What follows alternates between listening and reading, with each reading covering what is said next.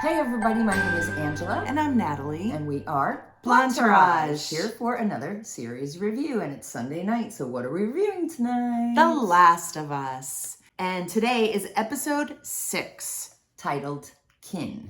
This episode sees Joel and Ellie trek through the wilderness on foot to finally reach the location of Joel's brother Tommy, who has been living in a settlement of fellow survivors in Wyoming. This is a spoiler review, so if you have not seen it, pause this and watch the show and then turn this back on to hear what we have to say. Did we just see the last of Joel? It can't be. No, because we're on episode 6. Oh my God. I was very, very upset. Very upset. So I'm going backwards because that was just totally shocking and upsetting. And sorry to do this backwards, but what she said to him, she can't do this by herself. She needs him. Oh my gosh. That was... It's heartbreaking because she was orphaned, and she said that she has lost people to death and to people leaving her. Yeah. So that was her biggest fear when she admitted it to Sam in the last episode. She doesn't want to be alone. Right. There were a lot of emotional scenes in this one, and we get to meet, really get to know Tommy. I was very excited they finally reunited. That was wonderful. And it was really nice to see Tara from True Blood. Yes, Tara from True Blood. And she was so good. She'll always be Tara to me. So, but no, her name was Maria in this. So what a great character she was. Yeah, she played Tommy's wife. I love when she was cutting her hair, and just a couple of the scenes between the two of them were pretty funny. But it's hard for me because I know her as Tara. I know. And I hear Tara's voice, and it's not Tara's voice, right? And it's not the way Tara acts. So it was hard for me to see her in this role, but it was great to see her. Yes. I love the little details too in this, such as, that Ellie is having her little monthly friend visit. Oh my gosh. You know what I mean? And the little cup. Because I always wondered, in an apocalypse, nobody ever talks about that, ever. Right. And the little What are cup, you gonna do? and she just thought it was very amusing. It's really funny. Did she say gross or weird or something? I don't know, but it was funny. Her sass, I can't get enough of. I absolutely love her.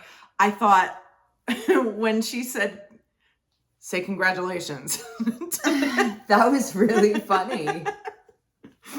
They have such a great chemistry, the two of them. They're amazing. So that's why it can't be the end of Joel. No. And especially the last few moments, because he was pushing her away. And that upset me so much because he's pushing her away because he doesn't want to lose her, which is kind of an oxymoron. But I mean, the panic attacks are so real that he's having because he just really doesn't want to lose her. He's terrified. When he said that line, "You're not my daughter," I know.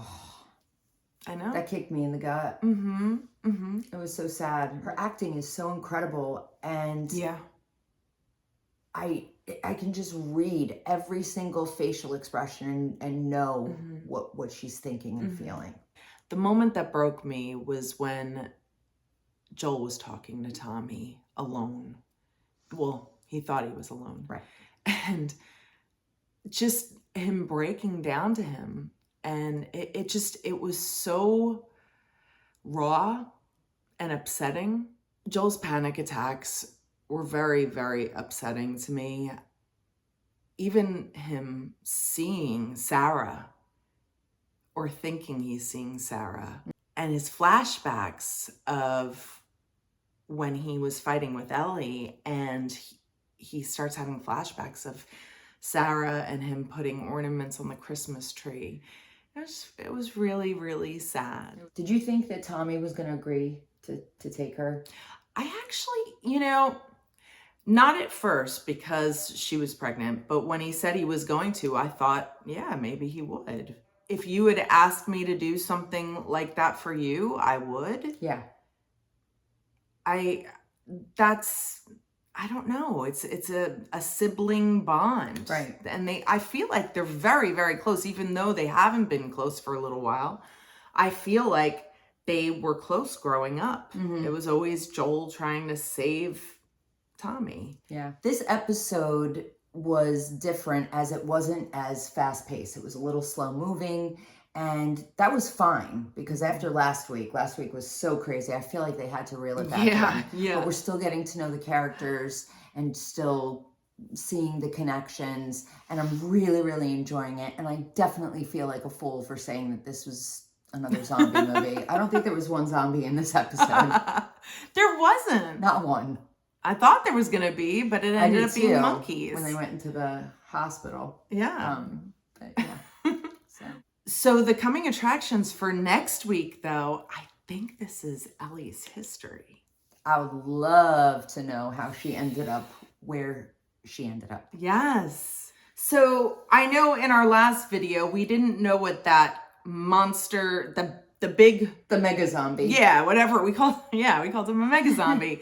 Thank you, Ryan Wilson, for clearing it up for us that there are 4 stages of infection.